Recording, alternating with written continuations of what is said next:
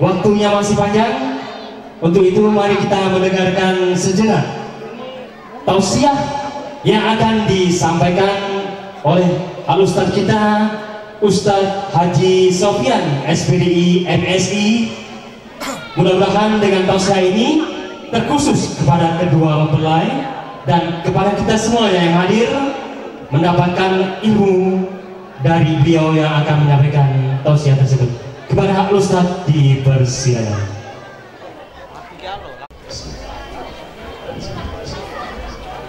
Assalamualaikum warahmatullahi wabarakatuh.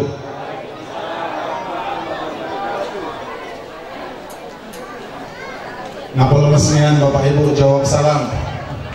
Maaf, mungkin karena jawab salam inilah kita mati hari ini bisa masuk surga. Jangan sungkan-sungkan jawab salam. Aku ulangi, pergi kondangan ke Amarta yang diundang oleh Pak Edi Panggabean, MC-nya Pak Asmawi. Siapa yang jawab salam, aku doa ke dia berangkat haji. Siap jawab salam Bapak Ibu ya. Assalamualaikum warahmatullahi wabarakatuh. Alhamdulillah ya Allah, yang jawab salam berangkatkanlah haji dengan keluarganya, dengan anak cucunya. Yang nggak jawab salam nyusul, bukan nggak berangkat juga tapi belakangan. Alhamdulillah, lillahi ma fis samawati wal ard. Innallaha huwal ghaniyyul hamid. Asyhadu an la ilaha illallah wa asyhadu anna Muhammadan abduhu wa rasuluh la nabiyya ba'da. Allahumma shalli wa sallim ala sayyidina Muhammad wa ala ali sayyidina Muhammad. Qala Allah ta'ala fi kitabihil karim. Bismillahirrahmanirrahim. Wa min ayatihi an khalaqa lakum min anfusikum azwajan litaskunu ilaiha wa ja'alna bainakum mawaddatan wa rahmah inna fi dzalika laayatin liqaumin yatafakkarun. Wa qala Rasulullah sallallahu alaihi wasallam an-nikahu sunnati faman rahiba an sunnati falaysa minni. Shadaqallahu azim wa shadaqallahu rasulillah. Tahan nggak nunggu sampai jam 1? Tadi Pak Asmawi ngomong waktu masih 30 menit. Aku ini sebentar biasa ceramah Pak, 10 atau 15 menit. Kalau sekarang jam 12, jam 2 kita berhenti. Hadirin yang dirahmati Allah Subhanahu wa Ta'ala, sebagaimana yang diharapkan, saya ingin menyampaikan beberapa hal. Yang pertama, jainu buyutakum di sholati jamaah wa qiraatil Quran. Ya, tawadi. Kalau lah paham tak lagi nak jelaskan. Hiasi rumah tanggamu dengan sholat berjamaah dan qiraatil Quran. Itu yang pertama, landasan. Kalau yang pertama ini dijalankan, yang lain bisa melok. Makanya ini kami dulukan. Timbul pertanyaan, Bu, mana bapak-bapak? Aduh ya, aku menceramah ini untuk bapak-bapak yang penting. Kalau bapak-bapaknya dekatin, aku tutup lah. Bapak Ibu hadirin, tadi katanya kenapa sholat berjamaah di rumah, sementara fikihnya untuk lanang wajib sholat di masjid. Timbul pertanyaan, kenapa Pak Sofyan ngomong itu? Sholat seorang laki-laki wajib ke masjid, dia kenapa nak sholat berjamaah di rumah? Nah ini hukum, kembali ke fikih mazhab Imam Syafi'i. Ulama Imam Syafi'i mengatakan kita boleh wajib laki-laki sholat ke masjid, tapi di rumah apabila istri kita, jangan istri wong, istri kita yang belum sholat fardu, boleh kita imami lagi sholat wajibnya. Sampai berapa kali? Sampai 3 kali berulang boleh. Jadi diwajibkan sholat laki-laki ke masjid, di rumah ngimami bini sholat fardu lagi. Apa fadilah? Yang pertama dia dapat hukum sunnah sholat, kedua dia dapat pahala kodok sholat. Kodok sholat bukan kodok ya, kodok mengulang sholat. Karena sholatnya kemarin mungkin selama dia balik lupa tinggal, nah boleh dia dapat pahala. Nawaitunya kodok. Jadi boleh umpama sekarang sholat isya di kau ke masjid, balik bini belum sholat, sholat isya belum, dek, nggak usah dulu sholat, biar kita sholat berjamaah dulu, biar dapat pahala 27 derajat. Boleh, imamin lagi. Niatnya mau sholat qadha, karena mungkin selama balik tadi ada yang tertinggal. Dia dapat pahala ini, dapat pahala 27 derajat, dapat pahala qadha, dapat pahala sunnah. Bayangkan indahnya Islam. Bukan sholat seluruhnya di rumah galau, bukan. Jangan mengaplikasikan hadis tersebut ya. Kemudian kalau hidup nak tenang, baca Quran. Baca Quran, bu, dengar, unjuk ilmu dikit. Kalau hidup gelisah, pikiran kacau, duit buntu, tiap pagi baca Quran. Tiap pagi baca Quran. Walaupun duit tak nambah, hati tenang bu, yakinlah. Banyak uang yang hartanya banyak, tapi hatinya tidak cukup. Karena kenapa? Tak pernah baca Quran. Tak pernah baca Quran. Pak Sofyan, macam mana kalau kami lah usia 70 baru nak belajar Quran? Wajib belajar. Jangan koran yang dibaca, Quran. Saya tidak menyantaikan bagaimana berumah tangga begini-begini, tidak. Saya menyampaikan fikih-fikih agama yang selama ini sudah banyak dilalaikan oleh umat-umat Islam.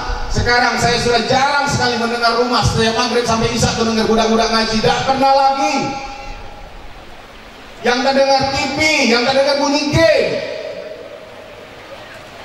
Wajib Bapak Ibu antarkan anak-anak kita ke surga dengan belajar ngaji. Seorang ayah disiksa kuburnya, kemudian pada hari itu diringankan siksa kuburnya, bertanya kepada malaikat kubur, wahai malaikat, kenapa hari ini aku siksa kubur aku agak ringan? Apa jawab malaikat? Engkau telah meninggalkan seorang anak yang hari ini dia sudah fasih membaca basmalah.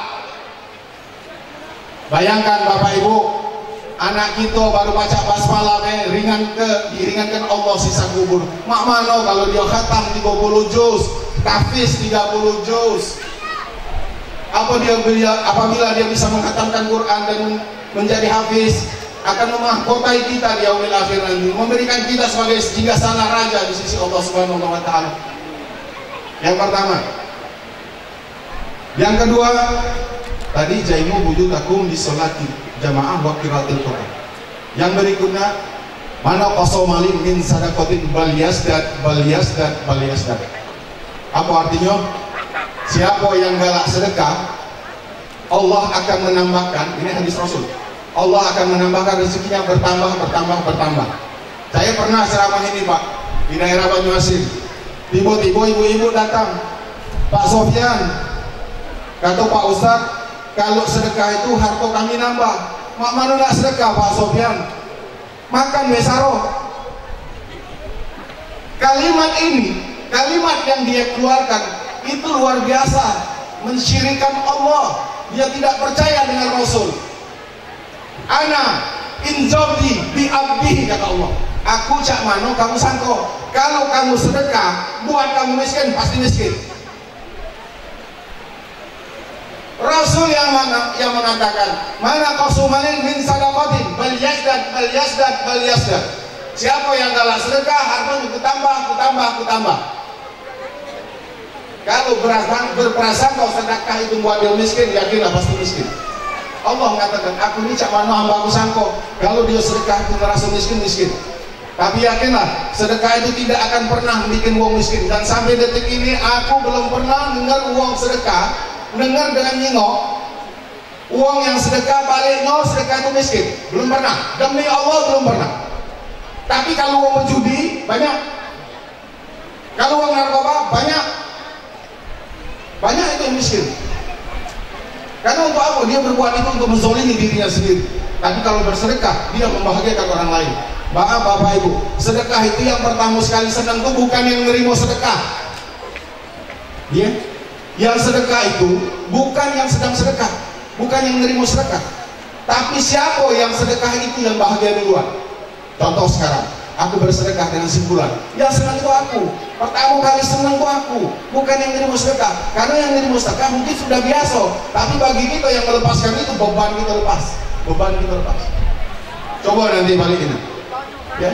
Kalau waktunya panjang mungkin sampai jam 3 aku nak ngurun-ngurun tingkatan-tingkatan bersedekah itu.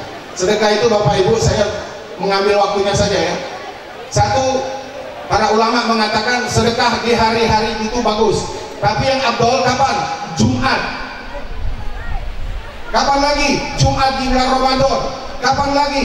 Di 10 terakhir bulan Ramadan. Kapan lagi? 10 awal bulan Dzulhijjah. Lipat gandakan pahala-pahala sedekah itu. Saya ulangi. Hari-hari biasa bagus. Afdolnya kapan? Di Jumat. Kapan lagi? Di 10 di Jumat bulan Ramadan. Kapan lagi? 10 terakhir bulan Ramadan. Kapan lagi? 10 awal bulan Dzulhijjah. Laksanakan insya Allah. Yakinlah dengan sedekah di hidup ini tidak perlu kayo, tapi cukup. Kamu nak milih kayo, nak milih cukup. Kalau merasa cukup pasti ada sifat qanaah dalam diri kita. Qanaah itu apa Bapak Ibu? Kalau kita nak ketiga qanaah itu, kalau orang yang fasik merasakan qanaah itu, hidup apa adanya. Itu kalimat yang salah. Qanaah adalah sifat yang merasa cukup dengan apa yang sudah ada, bukan hidup apa adanya. Orang kalau hidup apa adanya besok penyungkan dia nyari duit. Tapi kalau dia merasa cukup dengan yang sudah ada rezeki lebih dia berbagi. Ya, qanaah saya ulangi. Bukan hidup apa adanya, tapi merasa cukup dengan apa yang sudah ada. Yang kedua. Yang ketiga, di Al-Quran mengatakan dalam surah Al-Isra ayat 23, surah ke-17, wa qala rabbuka alla ta'budu illa iyyahu wa bil walidaini ihsana imma yablughannaka indakal kibara ahaduhuma aw kilahuma fala taqul lahumā uff wa la tanharhumā wa qul lahumā qawlan karīmā. Al-Baqarah surah Al-Isra ayat 23. Artinya kurang disingkat ini di Allah jangan kau sekutukan. Yang kedua, taatlah kepada ibu bapamu, apalagi mereka ini ya, Pak Edi, Bu Asna dengan Bu Mahmuda dengan Pak Manan. Ini ladang aman. Yakinlah Abdullah bin Urmar, imam pada masa itu didatangi oleh seorang pemuda. Didatangi oleh sang pemuda yang pada waktu itu Umar melihat seorang pemuda menggendong ibunya sampai berdarah di pundak kanannya. Menggendong ibunya sampai di pundaknya itu berdarah-darah. Yakinlah, ajukanlah kuis ibu-ibu ini. Kalau dia marah ajak belanja pasti galak. Sedemam-demam badan, mungkin langsung lagi masih duduk. Kalau diajak ke mall berjalan mampu. Aku pernah nyinggung, kapan sholat duduk, tapi ke mall 2 jam tahan. Itulah hebatnya ibu-ibu ya. Itu yang terakhir, sepatu. Jadilah kalian sepasang sepatu. Sepatu itu tidak pernah sama. Sepatu itu tidak pernah sama. Cobalah kalau sama kanan galau, mama nonak jalan. Ini filosofi sepatu. Dan tempatnya memang paling bawah, tapi maknanya luar biasa. Tadi aku nak pakai sendal, cuma nak nyampe ke filosofi sepatu. Tadi tidak mungkin nyari sepatu, tapi contoh sendal. Hari ini ingatkan contoh sepatu. Sepatu itu tidak pernah sama, tapi dia bisa bergandengan. Dia berjalan tidak pernah sama. Ada di depan, ada di belakang. Coba kalau berjalannya sama, pecah. Kuntilanak, pecah. Filosofi sepatu. Dan dia kanan kiri bisa saling mencukupi. Kalian seorang perempuan, Bu, Pak, hidup rumah tangga ini tidak wajib harus sama, Pak. Tidak wajib harus sama. Tapi kebersamaan itu yang dituntut. Kalau nonton kita harus sama, yakinlah kerok terus. Karena nak kendalakan dengan kendak ini beda. Kalau kendak ibu-ibu membahagiakan suami itu kan beli ini beli itu. Kalau lanang sudah lama mah, yang ini udah cukup. Nah, nak nyatu kan ini lama dan proses untuk sama itu boleh ditanya sama yang sudah yang 40-50 tahun berpujuk. Untuk sama dalam rumah tangga, untuk kebersamaan itu bukan waktu yang 5 tahun atau 10 tahun. Bahkan ada yang sampai 30 tahun baru tahu karakter lakinya cak mana, baru tahu karakter bininya cak mana. Tanya sama Pak Manan sama Pak Edo. Tidak mudah nak sama dalam waktu sesingkat mungkin, tidak mudah. Kenapa di luar sana banyak yang cerai-berai rumah tangganya karena apa? Nak maksudkan tidak masing-masing nak sama, tidak baca. Yakinlah, nak sama itu harus merasakan dulu penderitaan masing-masing, baru bisa sama. Jadi ya, itu buat kalian berdua yang perlu kalian ambil masalah sepatu, contoh sepatu tadi itu sederhana. Yakinlah dia tidak sama tapi bisa saling menutupi. Walaupun dia tidak jalan bareng tapi dia bisa bergerak sampai tujuan bersama. Yakinlah. Sepatu itu dia berjalan kiri kanan, tidak pernah saling dului. Kanan kiri. Tapi sampai bersama. Paham maksudnya? Kalian memang mungkin Edi di sana, suami di sini, laki di situ, bini di situ. Tapi tujuan kalian membangun rumah tangga apa? Sakinah, mawaddah, warahmah. Dan ridho, wong tua jangan lupa. Bahagiakan mereka. Jangan pernah beranggapan bahwa nunjuk beras tiap bulan sudah cukup untuk wong tua, jangan. Ya, jangan pernah nunjuk bulanan. Beras kambil sudah merasa cukup membahagiakan wong tua belum. Bahagia mereka apabila kalian berumah tangga tenang, nyaman, tidak pernah terdengar mereka ribut, itu sudah kebahagiaan luar biasa. Ya, Edo sama Tia. Ya, itu saja mungkin yang bisa saya sampaikan. Mohon maaf kalau banyak kekurangan. Ada pantun sedikit buat Edo sama Tia. Buah semangka merah dibelah dua, manis rasanya kalau lah dicicipi. Punya anak cukup dua. Edo sama Tia, adiknya yang banyak nih. Itu saja mungkin yang bisa saya sampaikan. Mohon maaf kalau ada ketidaksepahaman, mohon maaf kalau segala banyak kekurangan. Inilah yang bisa saya sampaikan. Usikum binafsi taqwallah. Wassalamualaikum warahmatullahi wabarakatuh.